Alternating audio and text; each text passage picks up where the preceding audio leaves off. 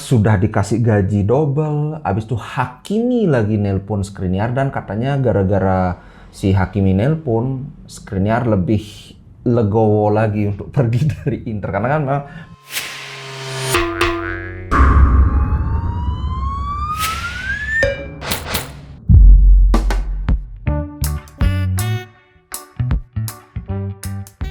Halo Sobat Ngomin, apa kabar? Kembali berjumpa dengan konten Ngomin setelah beristirahat berapa lama ya? 2 bulan, baru 2 hari.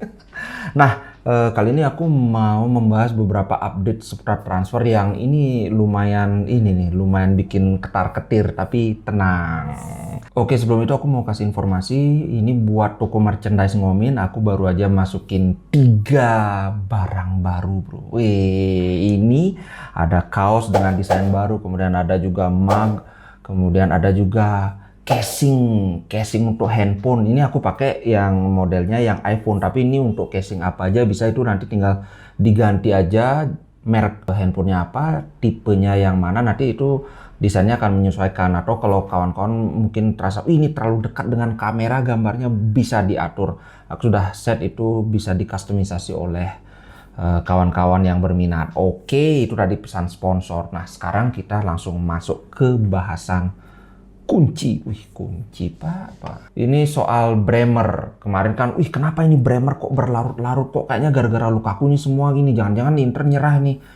No, Inter nggak nyerah sama sekali untuk dapetin Bremer, karena Bremer ini salah satu target utama. Bahkan kalau bisa dibilang menurutku, Inter akan lebih mementingkan Bremer daripada Dybala. Itu menurutku ya. Ini beritanya adalah Inter's meeting with Torino for Bremer will be next week. Jadi minggu depan akan ada meeting lagi. Mungkin udah meeting final karena udah beberapa kali kan. Format pembeliannya itu akan sama kayak Aslani, sama kayak Barella, kayak siapa lagi aku lupa. Itu kita pinjam dulu 1 musim, kemudian obligation to buy. Mestinya Torino ngerti juga kan, Inter keuangannya juga lagi gonjang-ganjing. Jadi ya masalahnya itu kan sekarang cuma ada di fee transfernya. Torino mintanya 40 juta, kemarin kan mereka sempat minta 50 juta, sekarang mereka mintanya 40 juta. Tapi Inter itu cuma mau bayar cash 25-30. Nah, selisihnya itu mau dilengkapi dengan pemain. Kemarin kan ditawarkan Pinamonti, tapi Torinonya nggak mau. Mungkin lagi pula Pinamonti juga kayaknya lebih dekat ke Monza, walaupun terakhir dia bilang dia udah nolak Monza. Nggak tahu lah Pinamonti gimana, aku kurang mengikuti. Nah, ini Bremer ini kan sempat dikaitkan dengan Milan juga, tapi menurutku nggak akan ke Milan. Karena Milan kan sebelumnya ngincer Botman kan, terus dibilang, wah gara-gara Botman sekarang didekati Newcastle, mungkin Milan akan nyari Bremer. Ya kalau logikanya aja sih, Botman itu kan dulu 20 juta, itu pun masih berlarut-larut. Akhirnya ditikung sama Newcastle. Katanya itu 40 juta, itu 2 kali lipat dari yang ditawarkan Milan, ya pantas saja. Nah masalahnya ini Bremer itu kan sudah pasti lebih mahal dari 20 juta. Kalau Botman yang dulunya 20 juta aja mereka nggak sanggup, gimana Bremer?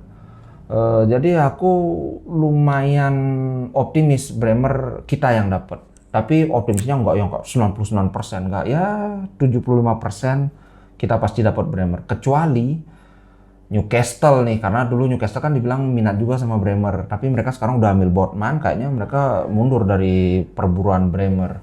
Semoga. Nah kemudian untuk Cambiaso ini kayaknya Juventus ada di pole position untuk perburuan Cambiaso. Ya nggak apa sih, karena bagus, tapi ini masih muda banget. Kita ada Di Marco yang bisa mengisi di sana, ada Gosen, Darmian juga bisa jadi pelapisnya Gosen. Jadi walaupun nggak dapet Cambiaso, apa ya, no hard feeling lah. Mungkin nanti Belanova kan sudah tinggal ketemu lagi sekali aja udah ciao. Kemudian De Vrij. Sebelumnya kan dibilang MU ngebet sama De Vrij. Kemudian sekarang muncul lagi Chelsea. Ini kalau kata si Alfredo Pedula, if any proposal arrives, Inter will sell De Vrij, not retreating from Dybala deal. Jadi kalau ada proposal yang tiba, Inter akan menjual De Vrij, karena sampai saat ini belum ada tawaran yang konkret, baru mengungkapkan minat aja kan si MU, kemudian Chelsea juga. Kalau dijual nih kayaknya dapat 20 juta aja dari De Vrij sudah bagus, karena sekali lagi dia udah tinggal satu musim juga sama kayak Skriniar. Perkiraanku mungkin sekitar 15 ya, kurang lebih 15 juta ya. Yang jelas seperti kata Marotta sama kayak Skriniar, kalau De Vrij nggak laku dijual musim ini maka kontraknya akan diperpanjang. Skriniar juga gitu, kalau nggak laku akan diperpanjang. Tapi seperti yang aku bilang, aku udah pesimis sama Skriniar bertahan. Sekarang tambah pesimis lagi karena sudah dikasih gaji double, abis itu Hakimi lagi nelpon Skriniar, dan katanya gara-gara si Hakimi nelpon, Skriniar lebih legowo lagi untuk pergi dari Inter, karena kan memang Skriniar itu lebih prefer untuk stay di Inter. Jadi gajinya itu kalau di sini di football Italia itu katanya 8 juta, bahkan mungkin bisa sampai 9 juta tambah bonus. Itu menurut gaji yang sangat pantas untuk pemain sekelas Skriniar. Walaupun itu sangat pantas, tapi sayangnya aku yakin Inter tidak akan sanggup memberikan gaji seperti itu. Cuma sekarang masalah di deal antar klub aja nih. Inter kan masih ngotot 65, enggak, pokoknya 70 gitu. Ya sudahlah kawan-kawan, kemana ada yang sudah pamitan sama Skriniar ya udah. Jadi karena sudah ikhlas, nggak usah sedih lagi kan. Kemudian kita Dybala nih. Nah, Dybala kan bang gimana nih kalau berlarut-larut ntar malah diambil Milan. Aduh. Oke, ini headline-nya La Gazzetta. Dybala la Inter non mola. Aku nggak tahu artinya. Kita lihat terjemahannya. Dybala, Inter won't give up. Inter tidak akan menyerah. Jadi Nerazzurri confirm interest, mengkonfirm ketertarikannya. They only ask for time to close up their sales. Jadi Inter itu cuma minta waktu untuk menyelesaikan penjualan pemain, tapi kayak ngomong gini, aku tertarik sama kamu, aku beneran bakalan beli, tapi kasih dulu waktu untuk jual pemain, kayak gitu loh. Karena kan di isunya kemarin banyak sekali, wah Inter akan mundur teratur, wah Inter kayaknya slowing down, wah Inter memikirkan kembali, mempertimbangkan kembali. Nah sekarang dari pihak Inter menegaskan ke pihak Dybala, kami beneran mau beli kamu, tapi kasih waktu untuk menyelesaikan penjualan pemain dulu, gitu bro. Targetnya itu sebelum preseason semua udah kelar. Jadi maksudnya gini ya, Dybala juga udah kelar sebelum preseason. Gitu sih bro. Kemudian soal Milan ini aku ngebaca dikit aja ya. Ada analisa menarik kenapa Milan itu kayaknya nggak akan ngambil Dybala. Ini ada 3 alasan. Yang pertama, harga. Walaupun dia gratis, gaji Dybala itu berkisar antara 7 sampai 8 juta semusim. Nah, menurut analisa football Italia, Milan nggak punya ruang untuk gaji segitu di ruang gaji mereka. Bukan ruang transfer ya, tapi seperti yang aku bilang kan ada budget untuk gaji, ada budget untuk transfer. Nah untuk di budget transfer mereka nggak punya. Walaupun itu kan bisa dipermak lah, budget transfer dikurangi dimasukkan ke gaji kayak gitu. Tapi kayaknya nggak. Kemudian cost secara fisik. Ini maksudnya kondisi fisiknya Dybala ini kan sama-sama kita tahu Dybala itu rentan injury, sedangkan mereka udah punya striker yang rentan injury juga yang namanya Lord Ibrahimovic. Jadi untuk musim lalu aja Dybala itu 11 pertandingan dia absen gara-gara cedera.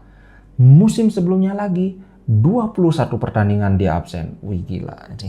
Nah, terus gimana dengan Inter? Ini kan masalah juga buat Inter kan. Nah, katanya di proposal yang diajukan si Marotta itu ada klausulnya bahwa gajinya itu 5 juta, add-ons-nya itu, bonusnya itu ada yang berdasarkan performa. Jadi kalau sekian kali tampil dia terpenuhi maka dia dapat tambahan gaji. Jadi istilahnya kayak pay for play gitu loh. Kalau dia main dibayar kayak gitu. Ini sudah dipikirkan lah matang-matang oleh Marotta supaya nggak rugi-rugi banget kan. Bahkan katanya itu nanti akan ada ditambahkan klausul kontrak termination. Kalau Inter tidak puas misalnya dengan kinerja Dybala, itu kontraknya bisa diputus setelah 1 musim aja. Nah kemudian yang 3 ini ada bau-bau politiknya nih. The Maldini Cost. Jadi intinya Maldini itu ingin power yang lebih untuk beraksi gitu loh. Kalau sekarang kan kayak dari pihak Maldini ngerasa kayak Elliot ini terlalu ikut campur gitu loh. Nah, ini juga dipertegas dengan ketertarikan Milan atas Dybala itu malah bukan diungkapkan oleh Maldini, tapi dari pihak representasinya Elliot. Jadi ini kan kayak ngelangkahin, kemudian kalau mereka lanjut dengan apa ya, perburuan Dybala ini, kemungkinan besar Maldini pasti cabut. Kayak gitu. Jadi kayak ada power play di sini, ada kalau kalian kerja di kantoran taulah yang namanya office politik kayak gitulah. Elliot juga mesti mikir karena fans Milan itu semua cinta mati sama Maldini. Kalau mereka ngotot ngejar Dybala, itu sudah hampir pasti Maldini pasti ngambek lah istilahnya, pasti cabut gitu. Makanya aku nggak terlalu yakin Dybala akan direbut Milan. Nah, yang terakhir ini nih dari Marotta tentang musim depan. Kawan-kawan mungkin sudah pada tahu ya, di tengah-tengah musim itu nanti akan ada Piala Dunia. Apa implikasinya? Itu musim depan dimulai lebih awal, itu kalau nggak salah 13 Agustus sudah mulai pekan pertamanya. Pertandingan itu dimampatkan. Jadi mungkin yang harusnya sekian pertandingan sampai Desember, sampai jeda musim, sekarang jadi berapa pertandingan gitu. Aku nggak ngitung, yang penting pada prinsipnya seperti itu.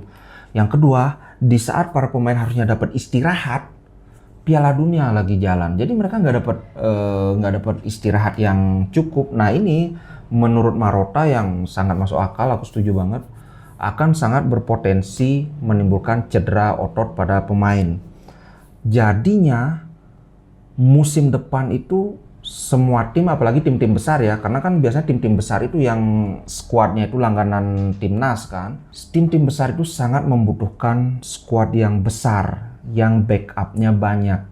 Jadi ini menurutku mungkin Marotta menyiratkan bahwa Inter lebih baik beli pemain yang tidak terlalu bintang tapi kuantitasnya banyak, karena kita perlu benar-benar rotasi. Aku setuju banget, dari awal juga aku bilang kita nggak perlu pemain superstar, nggak perlu pemain bintang, tapi kita perlu pemain yang membackup apa yang sudah kita punya ini, biar nggak kayak musim lalu. Apalagi sekarang ini bukan cuma kita bermain di 3 kompetisi, Liga Italia, Champions League, kemudian juga Coppa Italia, tambah lagi nanti akan ada Piala Dunia gitu. Jadi kalau kawan-kawan mengharap kita dapat pemain bintang, aduh jangan deh.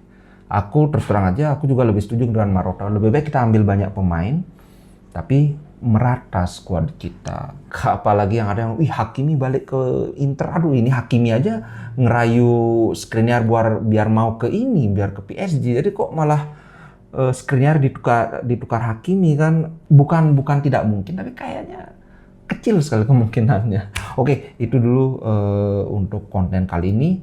Nanti malam gimana nih? Live apa enggak? Coba tolong di komen, kalian ingin aku live apa enggak? Oke? Sampai jumpa di konten berikutnya. Ciao!